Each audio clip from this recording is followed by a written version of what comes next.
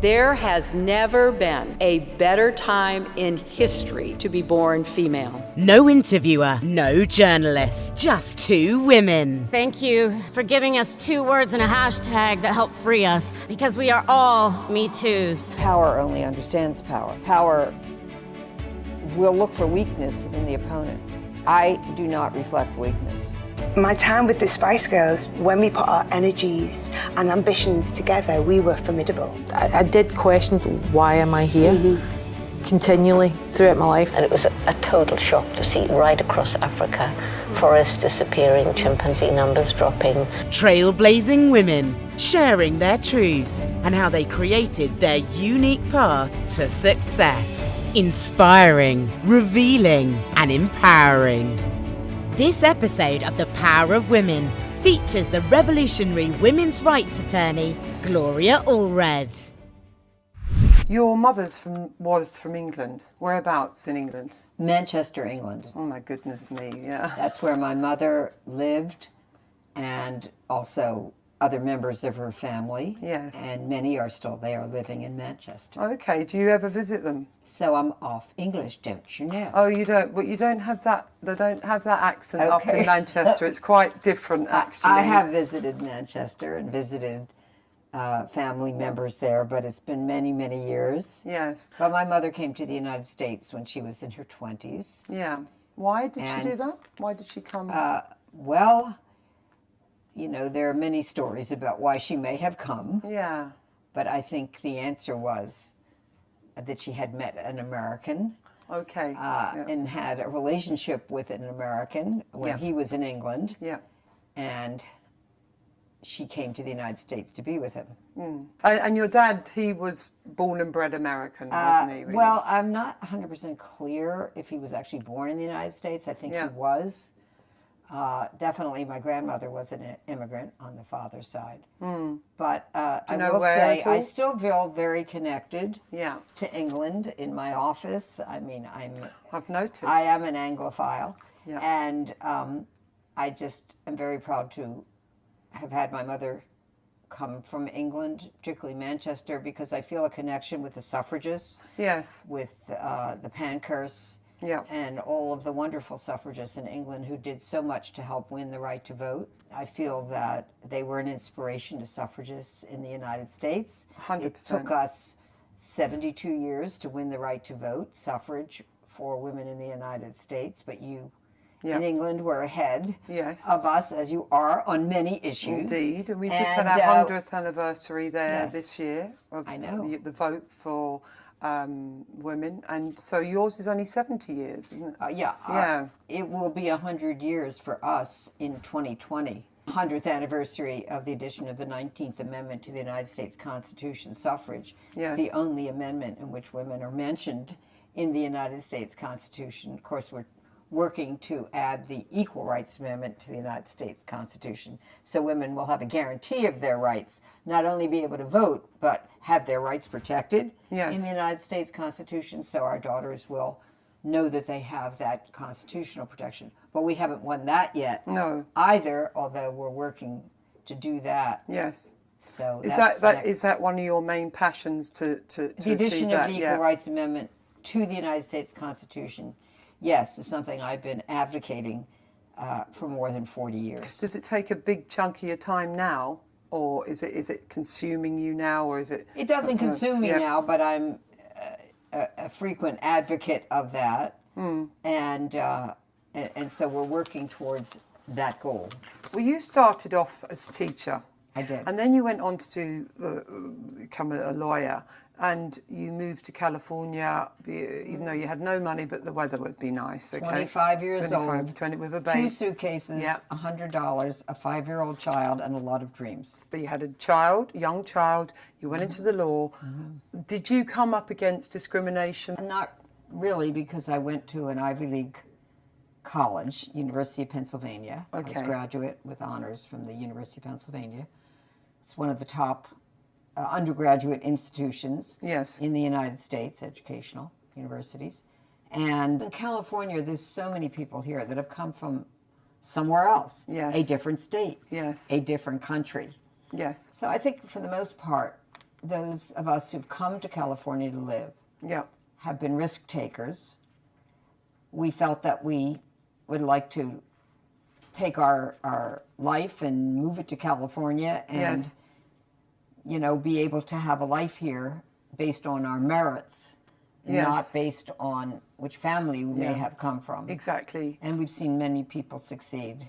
And in California, we, you know, work hard for that. Yes. But no, I think that most people in California will be judged on their merits, not based on their family background or their social class. That's good.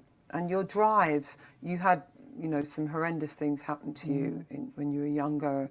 Two episodes came out of that particular. May I mention that course, rape, with that rape incident, and then you became pregnant, and then the abortion that went wrong when it was not legal for but doctors to perform abortions in the United States. But one of your clients, I think it was the Cosby case recently, she said, you know, it took a long time for it to digest of what had actually happened to her. And then she came full flight out. Did you find that it maybe took you, because we go into shock and we don't think we're in shock, we just go through the motions of strength and coming forward, and you are a very strong character, obviously. But did you ever deal at a later time with that shock, like this client says it took you a while to actually register what drove you? Life experience has certainly been a motivating factor. Yeah. For what I do, how I do it, when I do it, where I do it. In other words, I have a passion for justice. Yes. And when I was younger, I was so involved, sometimes working 2 jobs, commuting from Philadelphia to New York to earn my master's degree, you know, working to support my child as a single mother. I didn't know anything about politics. I didn't know anything about women being denied their rights. I thought that what happened to me was just my bad luck. Yeah. It wasn't just my bad luck. There's a system which denies access to justice for many cases, and there are social and gender stereotypes about women, like, oh, it must be your fault if you were raped, if you hadn't been there, if you hadn't been on a date, why didn't you do this and that? Victim shaming, victim blaming. But when did you register that, then? Well, I mean, I think when I became an attorney, and I began to understand this system which perpetuates injustice against women. Yes. And the stereotypes about women, which are mainly negative and restrictive. And I realized that we can be part of the change. We can do what Gandhi said. We can be the change we wish to see in the world. The last couple of years, you know, with a lot of very well-known actresses speaking out, do you feel that has made a big difference to the young woman now? I mean, obviously young women are completely different than what I was or you were when we were growing up. But now, do you find that that younger women are much more courageous or much more outspoken, or they won't tolerate it? I obviously know, I believe that to be the case. I call this the age of empowerment of women. Yes. And I've been practicing law, and we're the leading private women's rights law firm in the nation. We've been doing this for 42 years. Yes. And for 42 years, not only have we been filing lawsuits and also doing confidential settlements and filing claims, but in addition, we've helped to provide a voice to many women who spoke out publicly long before the so-called Me Too movement. Exactly. Having said that, the internet has certainly caused more people to listen, because what it means is women, young women, older women, women of all races, ethnic origin, are saying that they're not willing to suffer in silence anymore. They're not willing to allow fear to be the weapon that silences them. Yes. And I might add, this is not limited to the entertainment industry. This is what I was about to say. It's not limited to Hollywood. Yeah. Because when we talk about powerful men who abuse, we've also addressed powerful men in business, in the sports world, in the educational world, in the religious world. And so now I see a power shift. Yes. Where the man in power often had a sense of entitlement, Yeah. a sense of arrogance, Yeah. a sense that he could do Control. whatever he wanted to whomever Yeah. he wanted, Yeah. however he wanted, Yeah. and he would pay no consequences for that. You know, we have a saying for the Women's March that you are the leaders you have been waiting for. And so young women are finding out that they can be leaders. They don't have to take it anymore, and they have options that they can exercise against those who have hurt them. May I ask, if you think about, you've been doing 40-odd campaigning, 40-odd years, and you're an amazing woman, but wouldn't you say that because of the relationship that women are building through social media, what you were able to only voice on, you know, TV stations, and they only showed what they wanted to show, That's and they true. edited what you were saying, and sometimes they made you look like you were this and you were that, and the villain or the, you know, whatever, or anti-men. But now you've got women, young women, talking about you. I mean, you're known in London by young girls 16 living in a council flat on the 10th floor, and they're talking about Gloria Allred. Now, where would somebody like that have heard of Gloria Allred 6, 7 years ago, or 10 years ago, before social media started? You know, even before the internet, young women Yeah, were watching. of course. Meghan. Yes. Meghan. Well, then Meghan Markle, I believe she spoke about you recently at the United Nations. She did not long ago. Yes, yeah. And I didn't even know that until someone told me that, Yes. and it was on the internet. And apparently what happened was that when she was 11 years old, living here in Southern California, she saw a commercial, Procter & Gamble commercial, that said something about women fight the grease in pots and pans. Yes. And some of the boys in her class said to her that women belong in the kitchen. Yes.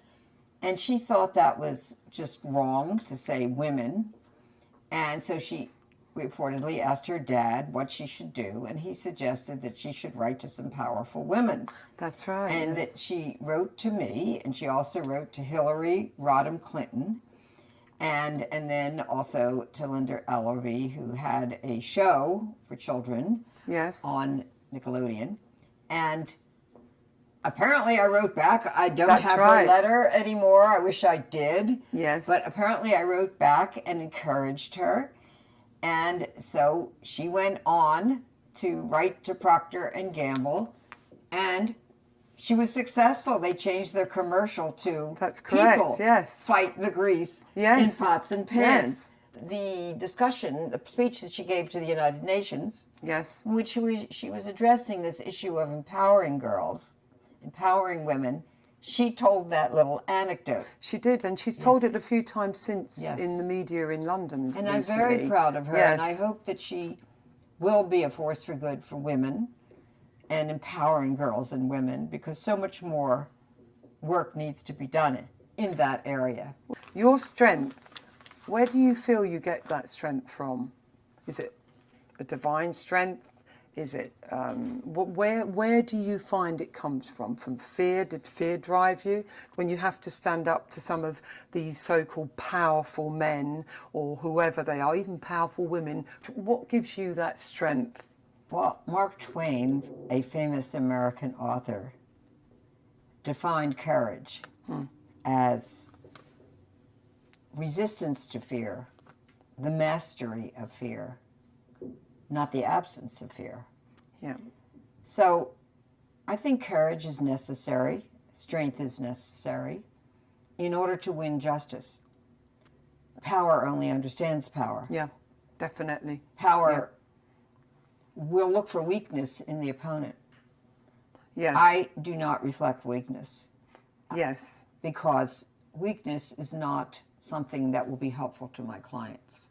I'm not afraid of the rich, the powerful, the famous, whether they're in the political world or any other. Women deserve justice. Yeah. And that's why it's important that we now have a power shift Yes. in many ways. And when women have that fear lifted off their shoulders and set aside and become empowered, they are able to achieve so much more than when they carried that fear around with them. I think fear is very emotionally and physically destructive, because what happens is women have a great deal of anger and rage about what they feel they have been forced to suffer. Yes. Without any justice at all for them. So they take that fear, they turn it inward into rage. Some of them become alcoholics. Some of them abuse, drugs. What I say is, don't try to tranquilize yourself out of it. We don't want women to be tranquilized. Yeah. What we want you to do is feel the pain, but turn your anger and rage outward into constructive action. Yes. To help win justice for you, your daughters, and others in your community. Now, what you've worked 42 years for is actually the floodgates are open. They are. So what you've done, come on now, you've done it. And now it's going to be so even more satisfying for you, because you got that. You got women to where they are. You've had lots of horrible things said about you. I have. And you know really what? horrible things. Yeah, I know. And this is to me, it doesn't bother me. No. And of course, this is very disturbing to my opponents. I don't do, what some women do is like, oh, fear the criticism of men. Oh, what if they call me a name? Have it, game on. Call me whatever you want. Number one, I don't pay attention to it. Yeah. Number two, if I hear it, I say, okay, great. They are in the conversation about what I am advocating. Yes. And maybe one day they will be educated to understand. I don't want to stereotype men. No, And not say at all all. men are calling names or against women's rights. Not true. I've had many men come up to me who say, I'm a father of 2 daughters. Yeah. And I thank you for what you're doing. I don't want my daughters to grow up and be the victims of gender violence. I don't want my daughters to be sexually harassed on the job. I don't want them to have to raise children without child support from the father. I don't want them to be relegated into low-paying jobs when they have worked hard in their education. Yes. They have the experience to do more. They shouldn't be limited if they can do more. So I thank you for that. So, we have another saying in the women's movement that a man of quality is not threatened by a woman of equality. So that's what we're looking for, is men of quality to support us. Men of quality are normally represented in the courts as the judges. How have you found that judges have changed their attitude to women attorneys of your stance, of your strength? Because you now can actually challenge judges to a degree. We do now have more women judges on the bench. So that's also good. But I do think there are, changes in the thinking of many male judges. I mean, some still have a long way to go. Indeed. But, I always think that it's not men who are the enemy. It's not women who are the enemy. It's ignorance, which is the enemy. Definitely. And so we just have to educate them, and we have to keep fighting for our rights and not be deterred. Yes. So I think in most courts we get a fair hearing. You do. And if not, we simply appeal. But you find it's changed, though, towards... There's some change. Yes. I don't want to overstate it. Yes. Because it's 2 steps forward and 1 backwards. Yes. But we have to keep moving forward. I often say what some people say, that conservatives look at me and say, well, but Gloria, haven't women come a long way? Yes. And as a progressive, as a liberal person myself, I always say, yes, but we still have a long way to go, because equality is the gold standard here. Yes. And women in this country and around the world, for the most part, have not yet won equality. Life is complicated. It's not easy. Yes. I think sometimes maybe there was a purpose in my being poor, so I would having to support my child myself. So I understand the plight of single moms. Yes. Maybe there was a purpose, not that I would have wanted it to happen if I could have avoided it, in being a victim of rape. What happens to us as women is no respecter of social class or race or anything else, or age even. All women have had challenges they've had to meet, but they can learn from that, can be a teaching moment, and they can turn that into action to help others. Yep. Everybody can contribute to the women's movement in some way. in different ways. It doesn't have to be my way. Yes. It can be their way. Yes. But it's important to live their values. Now that the floodgates have opened, as we mentioned earlier with social media, women like you, seriously, Gloria, women like you have made such a difference for women like me and other women. And thank you for that. But what do you see, how quickly do you see it progressing, at least in our culture? Then we'll be able to ripple it out into others. I am realistic, but I am also optimistic that we can work to win these changes. Frankly, it's up to the women. Because, as I said earlier, no one's going to give it to us, even though it's the right thing to do. Yes. We're going to have to exercise our power and demand it. It's just as simple as that.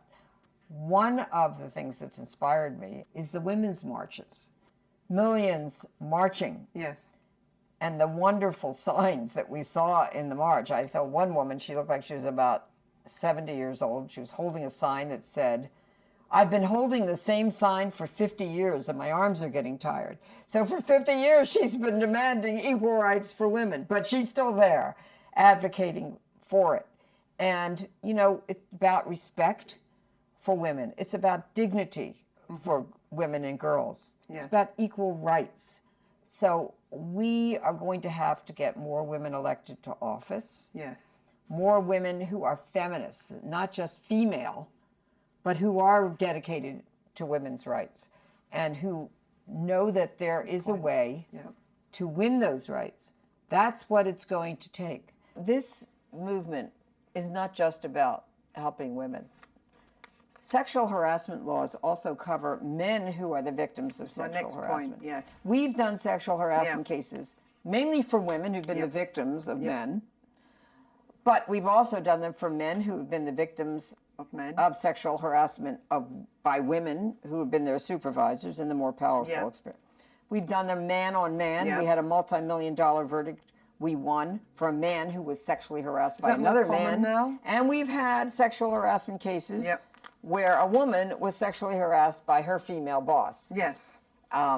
Is that more common now, do you find? Well, I mean, let's face it, the issue of same-sex is also a very important issue. Yes. And no lesbian or gay person or transgender person should be discriminated against on account of their gender or their sexual identity. Yes. And they shouldn't be sexually harassed or the victim of violence on account of that. Everyone should be treated equally under the law. And so that's what I advocate. Okay, I know. Well, we all know that.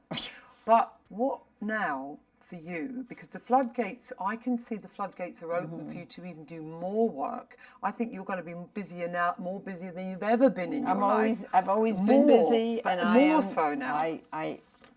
I'm now and traveling quite a bit to many other states. Yeah.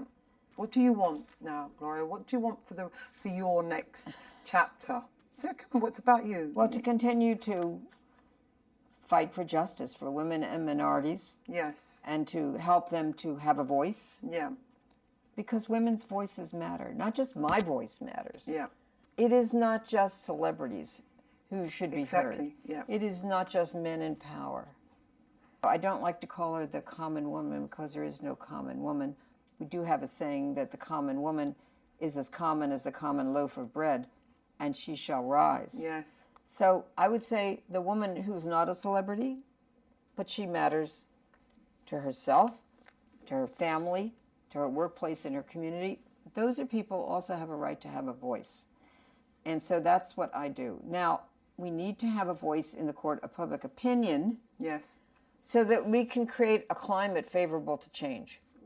That's what it's all about. Yes. Until there is a consensus, enough people believing that women should have rights, we're never going to win change. So I want women's voices to continue to be heard. Many are being heard on the internet, and thank goodness for that. Yes. But and forums. We're never going back. No. Okay, we're only moving forward. Yes. And I will say, once women are empowered, they are never the same. No. They are a force to be reckoned with. Powerful. And this is the reckoning.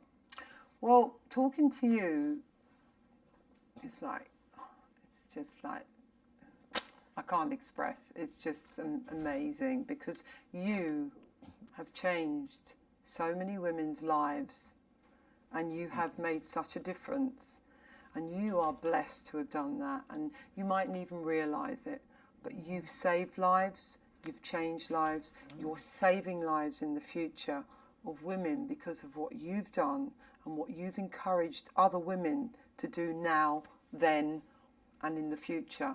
Will encourage women not to accept the abuse that they've had to tolerate in so many ways in their lives. And thank you. That's And I beautifully really said. am Thank you so much. proud of you. Oh, I appreciate that, and I am so proud of the courage Yeah. of other women Yes. who are standing up and speaking out and saying, I'm not going to take this anymore. I want a better world for my daughters, and I'm going to fight to help make that possible. Do you think that you're going to do this for another 20 years? Oh, I will do this for as long as God gives me the gift of life, and if it is possible to do it from the great hereafter, if there is such a place. You know, I want to establish a fund, and I'm working on that will continue to help women. Yes. Even after I'm no longer physically present on this planet. I've been inspired by the work of the suffragists, and I would like to pass this on so that we can all have a better, more equal and just world for our children. Thank you, Gloria.